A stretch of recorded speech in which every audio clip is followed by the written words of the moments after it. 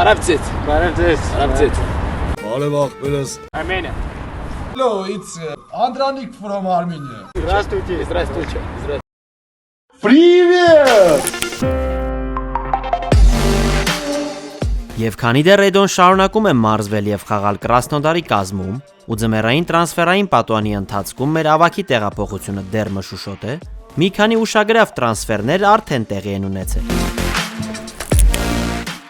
Ստյոպա Մկրչյանը խորվաթական Օսիեկից տեղափոխվեց գերմանական Նյուրնբերգ, որն ըստ Տրանսֆերմարկտ կայքի 22-ամյա հայ ֆուտբոլիստի տեղափոխության համար վճարել է շուրջ 800,000 եվրո։ Գերմանիայի երկրորդ Բունդեսլիգայում միջին հորիզոնականներում գտնվող ակումբը գլխավորում է լեգենդար Միրոսլավ Կլոզեն։ Հարուստ պատմություն ունեցող ակումբը հիանալի մարզադաշտ եւ երկրպագուների մեծ բանակ ունի։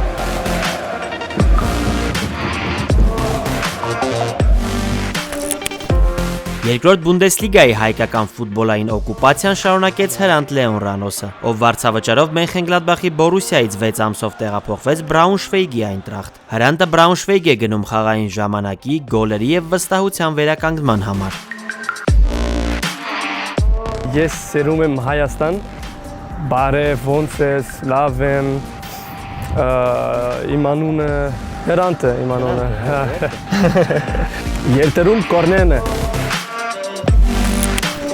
Կային շշուկներ այն մասին, որ Նաիր Տիկնիզյանը Ցրվենազվեզդայից կարող է տեղափոխվել Ֆրանկֆուրտի Այնտրախտ, սակայն Նաիրն ամենայն հավանականությամբ մինչև ամառ կմնա սերբական ակումբում։ Ուր էիր գնում, Վերդեր, գնաս։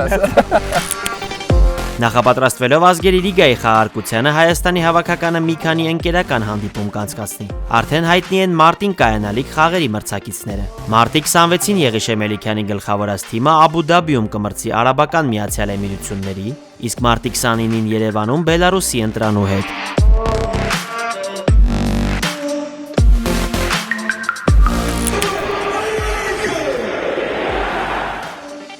Իսկ հիմա եկեք տեսնենք, թե ինչ մրցելույթներով են աչքի ընկել մեր ֆուտբոլիստներն արտերկրի ակումբներում։ Օրեր առաջ 37-ամյակը նշած Հենրիխ Մխիթարյանը նախ իտալական Ասերիայում գրավեց Պիզայի դարպասը, ապա Չեմպիոնների լիգայում Ինտերի կազմում մրցեց իր նախկին թիմի Դորտմունդի Բորուսիայի հետ։ Մենք էլ պատկերացրել ենք, թե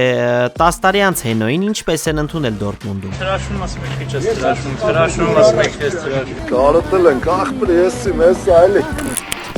Օգնեն Չանչարևիչը Սերբիա վերադառնալուց հետո առաջին խաղն անցկացրեց տեղի առաջնությունում։ Ամենահայ սերբի թիմը ԻՄՏ-ն 1-3 հաշվով պարտվեց Ռադնիչկիին։ Դե իսկ Չանչարևիչն արժանացավ երկու թիմերի երկրպագուների ջերմ ընդունելությանը։ Դե մինչև Հայաստան տեղափոխվելը Ռադնիչկիում էլ է խաղացել։ Արթուր Միրանյանը 5-րդ գոլն է խփել Իսրայելի ընթացիկ առաջնությունում։ Հայաստանի հավաքականի հարձակվողը Սահնինի կազում գրավել է Իրոնի Տիբերիաս թիմի դարպասը։ Խաղն ավարտվել է 1-1 հաշվով։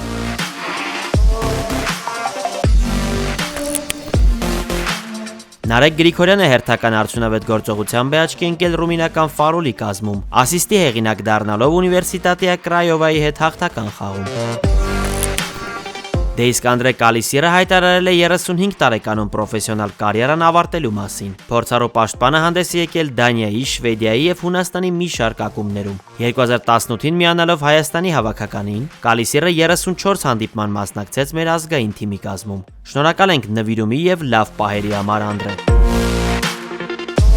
Եթերում կորներն է։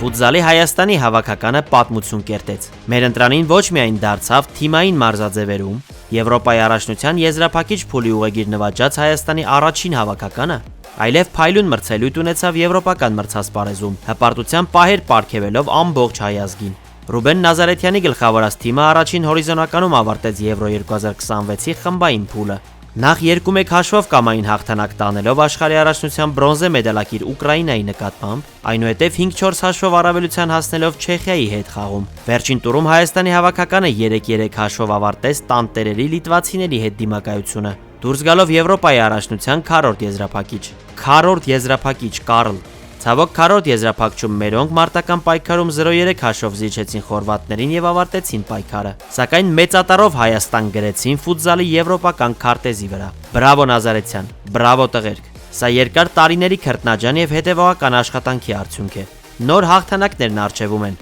Առաջ Հայաստան։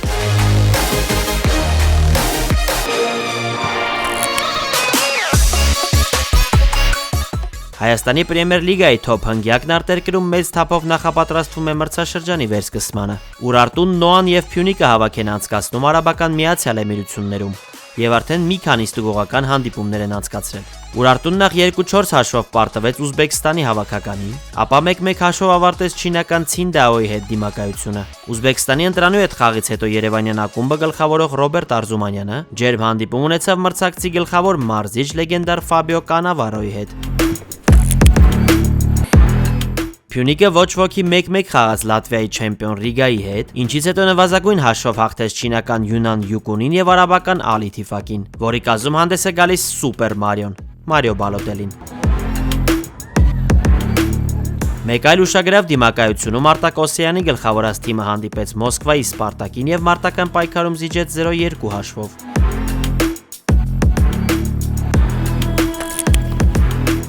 Չեմպիոն Նոան շարունակում է պատրաստվել Ազե Ալկմանի հետ կոնֆերենցիաների լիգայի 1/16 եզրափակչի դիմակայությանը։ Առաջին խաղում լեհերի սարսափ դարձած Սանդրո Պերկովիչի գլխավորած թիմը 1-0 հաշվով հաղթեց Լեհաստանի չեմպիոն Լեխին։ Հաջորդ երկու խաղերում Նոան մրցեց Ռուսաստանի Պրեմիեր լիգան ներկայացնող Լոկոմոտիվի եւ Ռոստովի հետ զիջելով համապատասխանաբար 0-2 եւ 0-3 հաշիվներով։ Ռոստովի գոլերից մեկը հեղինակեց Խորեն Բայրամյանը։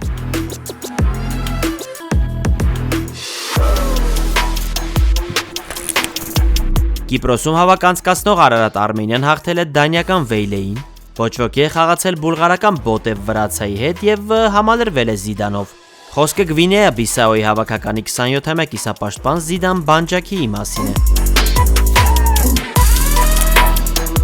Անտալիայում հավաք անցկացնող Ալաշկերտը 2 հաղթանակ է տարել, 2-0 հաշվով առավելության հասնելով բուլղարական Դոբրուջայի նկատմամբ եւ 3 անպատասխան գնդակ ուղարկելով մեծ քաչ ծանոթ Վարդարի դարպասը, որը ներկայումս Հյուսիսային Մակեդոնիայի առաջնության առաջատարն է։ Ասա ով է գործընկերդ, ասեմ ինչ կարգի թիմ ես դու։ Շատ դիպուկ հենց այս պարագայում։ Միևնույն ժամանակ Վահե Գևորգյանի գլխավորած թիմի կազմը համալրել է Զամբիայի հավաքականի կիսապաշտպան Ժոզեֆ Սաբոբոն։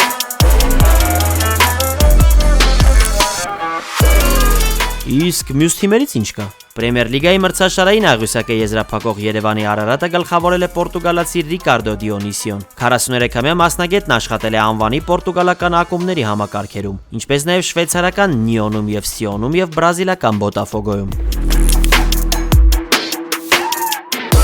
Որպես վերջաբան դիմում կամ սրտի խոսք մեր սիրելի հետևորդներին, ինչպես նաև սուպեր մրցույթ։ Հայեր ջան, մեզ համար անչափ կարևոր է ձեր ակտիվությունը։ Յուրաքանչյուր բաժանորդագրությունը, լայքը, մտերիմների շրջանում տեսանյութը տարածելն անչափ կարևոր է եւ նպաստում է Corner նախագծի առաջ խաղացմանը եւ հատուկ ձեզ համար հայկական ֆուտբոլին նվիրված բացառիկ կոնտենտի ստեղծմանը։ Միացեք նաեւ մեր Patreon-ին եւ աջակցեք մեր նախագծին։ Հղումը նկարագրությունների եւ մեկնաբանությունների բաժիններում։ Եվս մեկ անգամ ընդգծենք, ձեր աջակցությունն ու ակտիվությունը անչափ կարևոր են մեզ համար։ Մեր սիրելի հետևորդների համար խաղարկում ենք Հայաստանի հավաքականի խաղաշապիկ։ Այս թողարկման YouTube-յան մեկնաբանություններում նշիր, ինչ սպասելիքներ ունես հավաքականի առաջիկա ընկերական խաղերից։ Պատահականության սկզբունքով ընտրված հաղթողը կստանա մեր սուպեր մրցանակը, մեր ազգային թիմի խաղաշապիկը։ Մրցույթի վերջնաժամկետը փետրվարի 15-ն է, ժամը 15:00։